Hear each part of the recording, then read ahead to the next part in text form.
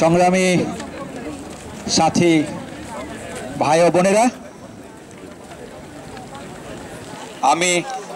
আজকের এই প্রতিবাদ সমাবেশে আমার পক্ষ থেকে, সুইডেনের সকল বাঙালির পক্ষ থেকে, যারা স্বাধীনতার মূল মন্ত্রকে বিশ্বাস করে, যারা বাংলাদেশের অস্তিত্বকে বিশ্বাস করে, যারা মুক্তিযুদ্ধের আদর্শকে লালন করে, তাদের পক্ষ থেকে, যারা অসাম্প্রদায়িক কথা বুকে লালন করে, যাদের ধমনীতে 30 লক্ষ শহীদের রক্ত,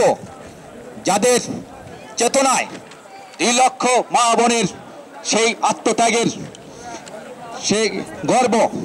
তাদের পক্ষ থেকে আমি সংহতি প্রকাশ করছি। বন্ধুগণ,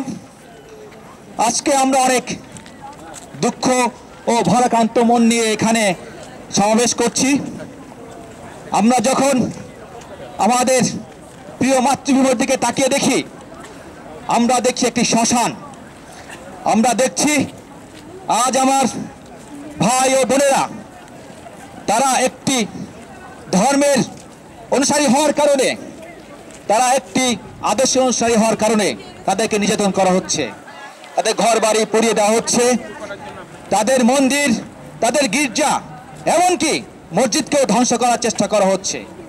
বন্ধুগণ, আজকে এই সমাবেশে বক্তব্যের সময় নয়। আজকে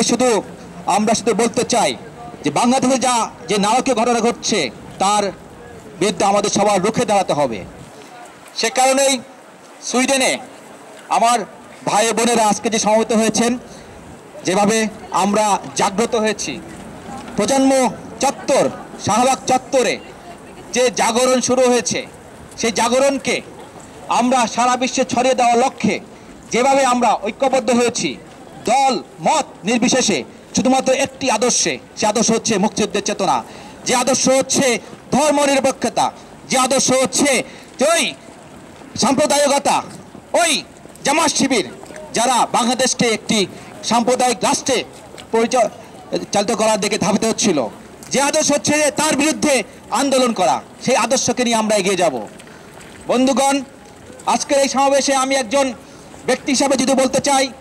কোনো দলের নয়, কোনো ব্যক্তির আদর্শের পক্ষে নয়, শুধু একজন সাধারণ বাঙালি হিসেবে বলতে চাই, আজকে দুঃখ লাগে যখন দেখি বাংলাদেশের একটি বৃহত্তম দল, যে দল এই সাম্প্রদায়িকতাকে লালন করছে, এই সাম্প্রদায়িকতাকে পোষণ করছে এবং সমর্থন করছে, আবার তারাই সেই মসজিদ মন্দির, সেই গির্জা ভাঙার পর সেখানে বিভিন্ন রকম মায়াকানা দেখাচ্ছে, তারা তামাশা করছে দেশকে নিয়ে।